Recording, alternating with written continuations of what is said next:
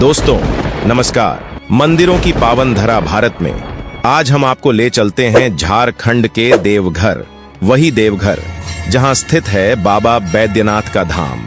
अब ये तो हम सभी जानते हैं कि देवघर मंदिर 12 ज्योतिर्लिंगों में से एक है, लेकिन इसके अलावा यह मंदिर एक प्रमुख शक्तिपीठ भी है, क्योंकि माना जाता है कि यहाँ माता सती का हृदय गिरा था। भगवान शिव और देवी पार्वती दोनों की उपस्थिति इस तीर्थ स्थल को और अधिक महत्वपूर्ण बनाती है। भगवान शिव को समर्पित ये पवित्र स्थल लाखों श्रद्धालुओं को अपनी ओर खींचता है। लेकिन क्या आप जानते हैं, वैद्यनाथ ज्योतिर्लिंग एक शमशान भूमि पर स्थित है? जी हाँ दोस्तों, आपने बिल्कुल सही सुना है। इस भव्य मंदिर के पीछे छिपे हैं कुछ अनोखे रहस्य, कुछ ऐसे चमत्कार जिनके बारे में सुनकर आप दंग रह जाएंगे। कहा जाता है कि देवघर मंदिर की एक झलक पाने के लिए भक्त दूर दूर से आते हैं, मगर क्या वजह है इसकी? क्या है वो रहस्य जो इस मंदिर को बनाता है इतना खास? अगर आप बैद्यनाथ मंदिर के रहस्यों के बारे में नहीं जानते तो इस वीडियो में अंत तक बने रहिए। दोस्तों, वीडियो की शुरुआत करने से पहले आप सभी से अनुरोध है कि कमेंट बॉक्स में जय बाबा बैजनाथ जरूर लिखें। श्री वैद्यनाथ धाम झारखंड राज्य के जसीडीह नामक स्थान पर स्थित है। यह तीर्थ देवघर के रूप में विख्यात है। बैजनाथ धाम अत्यंत प्राचीन ज्योतिर्लिंग है जो अनादिकाल से यहाँ विद्यमान है। इसे 12 ज्योतिर्लिंगों में से 9वां ज्योतिर्लिंग माना जाता है। इस ज्योतिर्लिंग की उत्पत्ति की कथा बड़ी ही रोचक है। शिव पुराण में वैद्यनाथ ज्योतिर्लिंग से जुड़ी एक कथा वर्णित है। इस कथा के अनुसार लंकापति रावण ने भगवान शिव को प्रसन्न करने के लिए कैलाश पर्वत पर जाकर कठोर तपस्या की, परंतु जब शिव जी प्रसन्न नहीं हुए तो उसने एक एक करके अपने सिर शिवलिंग पर चढ़ाना शुरू कर दिया। जब रावण ने 9 सिर चढ़ा दिए और 10वां सिर काटने ही वाला था, तभी देवों के देव महादेव रावण की अटूट भक्ति से प्रसन्न होकर स्वयं प्रकट हुए और उन्होंने रावण के सभी 10 सिरों को पुनः जोड़ दिया और उसे वरदान मांगने को कहा। रावण ने भगवान शिव से प्रार्थना करते हुए वर मांगा कि वे उसके साम्राज्य लंका में स्थायी रूप से निवास करें। साथ ही उसने यह भी वरदान मांगा कि वह भगवान का सबसे बड़ा भक्त बन जाए। भगवान शिव ने रावण की प्रार्थना स्वीकार करते हुए एक शर्त रखी। उन्होंने कहा कि वे ज्योतिर्लिंग के रूप में लंका जाएंगे, लेकिन भगवान शिव ने रावण को यह चेतावनी दी कि यदि वह रास्ते में शिवलिंग को जमीन पर रखेगा तो वह स्थायी रूप से वहीं स्थापित हो जाएगा, और ऐसा ही हुआ।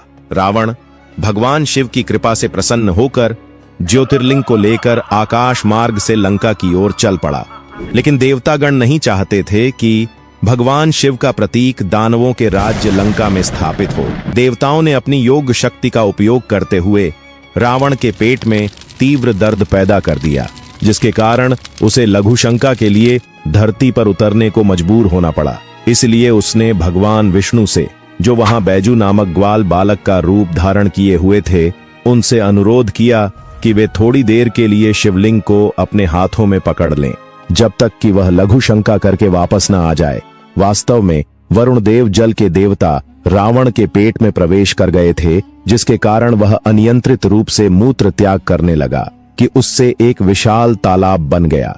यह तालाब, जो रावण के मूत्र से बना माना जाता है, आज भी बाबा वैद्यनाथ धाम मंदिर के पास अपनी मूल स्थिति में मौजूद है, और यह तालाब आज भी रावण तालाब के नाम से जाना जाता है। दोस्तों, क्या आपने यह तालाब देखा है? कमेंट करके जरूर बताइएगा।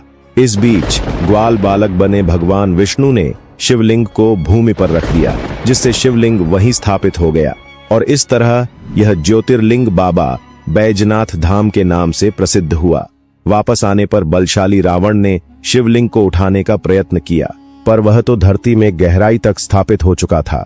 हताश रावण ने सभी तीर्थों की मिट्टी और पवित्र नदियों के जल को शिवगंगा सरोवर में इकट्ठा कर शिवलिंग का अभिषेक कर नतमस्तक होकर शिवलिंग को प्रणाम किया, परंतु रावण शिवलिंग को लंका नहीं ले जा पाने की वजह से निराश तथा क्रोधित होकर शिवलिंग को अपने अंगूठे से दबाकर लंका लौट आया, जिसके कारण यह शिवलिंग 11 अंगुल ऊंचा है और आधार से थोड़ा ऊपर उठा हुआ है। इस शिवलिंग पर आज भी रावण के अंगूठे का निशान देखा जा सकता है। दोस्तों, कहा जाता है कि रावण शिवलिंग की पूजा अर्चना कर लौटते समय अपने भाई कुबेर से छीनी गई चंद्रकांत मणि को वहीं छोड़ गया था।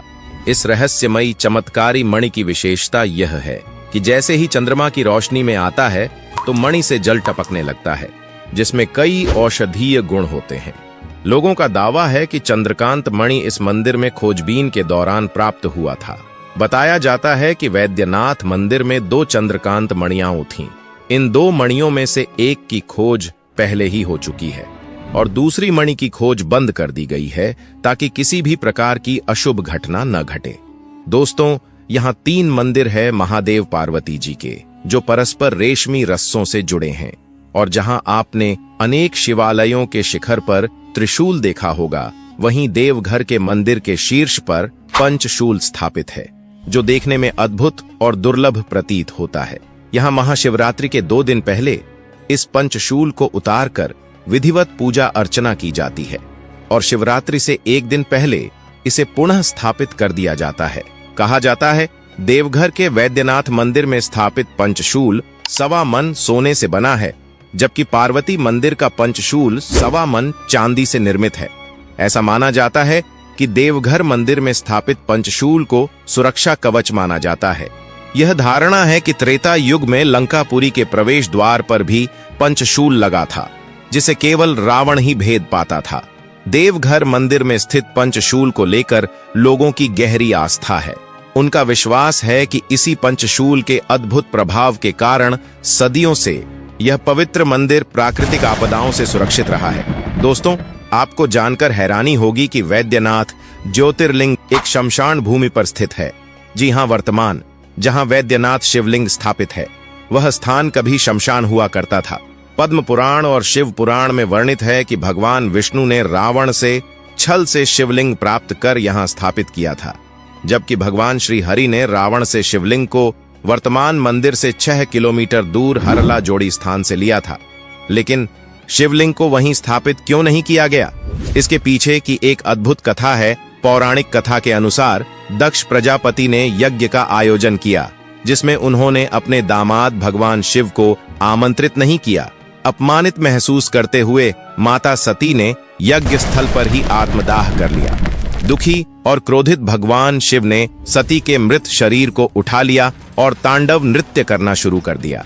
शिव को शांत करने के लिए भगवान विष्णु ने चक्र से सती के शरीर को 51 टुकड़ों में विभक्त कर दिया था, और ऐसा माना जाता है कि माता सती का हृदय मौजूद शिवलिंग के स्थान पर गिरा था। जब माता सती के हृदय का भगवान विष्णु ने दाह संस्कार करना चाहा, तो उनका हृदय अग्नि में नहीं जला, और तब आकाशवाणी हुई कि सती का हृदय शिव बिना अधूरा है। इसे पूर्ण किया जाए, इसलिए श्री हरि ने उस शिवलिंग को माता सती के हृदय पर स्थापित कर दिया, जिसे रावणेश्वर हृदयापीठ वैद्यनाथ धाम के नाम से भी पुकारा जाता है। दोस्तों, वैद्यनाथ धाम पर नाग मुकुट देवघर जेल के कैदियों द्वारा बनाया जाता है। यह सुनकर आपको जरूर आश्चर्य हुआ होगा कि वैद्यनाथ मंदिर के लिए नाग मुकुट, जो फूल, बेलपत्र आदि से निर्मित होते हैं, उसे देवघर जेल के कैदियों द्वारा बनाए जाते हैं। यह परंपरा अंग्रेजों के जमाने से चली आ रही है। जेल के अधिकारी बताते हैं कि एक बार अंग्रेज जेलर के बेटे की तबीयत बिगड़ गई थी और दवाओं का कोई असर नहीं हो रहा था। किसी ने उसे वैद्यनाथ मंदिर में नाग मुकुट चढ़ाने का सुझाव दिया। तब जेलर ने ऐसा किया और उसका पुत्र स्वस्थ हो गया। तब से जेलर ने कैदियों द्वारा बनाए गए नाग मुकुट मंदिर में भेजने शुरू कर दिए। इसके लिए जेल में एक विशेष कक्ष बनाया गया, जिसे बाबा कक्ष कहा जाता है। नाग मुकुट बनने के बाद जेल कर्मी बोल बम के नारे लगाते हुए मंदिर पहुंचते हैं। दोस्तों, क्या आप जानते हैं कांवड़ यात्रा की शुरुआत कैसे हुई थी? वैसे तो सावन के महीने में आपने निश्चित रूप से शिव भक्तों को कांवड़ यात्रा करते हुए देखा होगा। आपके मन में यह प्रश्न अवश्य उठा होगा कि इस पवित्र यात्रा की शुरुआत किसने और कैसे की थी। तो आइए आज हम जानते हैं कि कांवड़ यात्रा की शुरुआत किसने की थी। इस विषय पर विद्वानों के भिन्न भिन्न मत हैं। कुछ लोगों का मानना है कि परशुराम पहले कांवड़िया थे, जबकि अन्य का मानना है कि श्रवण कुमार पहले कांवड़िया थे। हालांकि वैद्यनाथ धाम में त्रेता युग के प्रथम कांवड़िये का प्रमाण मिलता है कि भगवान श्री राम ने ही सुल्तानगंज से गंगा जल लाकर भगवान शिव का अभिषेक किया था। इसलिए उन्हें वैद्यनाथ के पहले कांवड़िया माना जाता है। इसलिए यह परंपरा आज भी चलती आ रही है। कुछ विद्वानों का मानना है कि समुद्र मंथन के दौरान निकले विष के सेवन से भगवान शिव व्याकुल हो गए थे। इसके बाद सभी देवताओं और दानवों ने भी शिव पर गंगा जल से अभिषेक किया था। इसी घटना को कावड़ यात्रा की शुरुआत माना जाता है। दोस्तों, वैद्यनाथ धाम तीर्थ कुष्ठ रोग से मुक्ति के लिए अत्यंत महत्वपूर्ण माना जाता है। मंदिर से कुछ दूर एक तालाब स्थित है, जिसमें लोग कुष्ठ रोग से मुक्ति की आशा लेकर स्नान करते हैं। बैजनाथ देवघर को मनोकामना पूर्ण करने वाला तीर्थ माना जाता है, क्योंकि यहाँ पर 12 ज्योतिर्लिंगों में से एक बाबा बैद्यनाथ का मंदिर स्थित है और साथ ही यहाँ पर माता का शक्तिपीठ भी है। बैजनाथ धाम से करीब 100 किलोमीटर दूर सुल्तानगंज में उत्तर वाहिनी गंगा बहती है। ऐसी मान्यता है कि यहाँ से गंगा जल लाकर बैजनाथ धाम में भगवान शिव पर चढ़ाने से मनोवांछित फल प्राप्त होते हैं। दोस्तों, ये जानकारी अच्छी लगी तो वीडियो को लाइक करके कमेंट बॉक्स में जय बाबा बैजनाथ जरूर लिखें और ऐसी ही जानकारी पाते रहने के लिए हमारे चैनल को सब्सक्राइब करके बेल आइकॉन दबा दीजिए। मिलते हैं अगले एक और दिलचस्प वीडियो में, तब तक के लिए हर हर महादेव।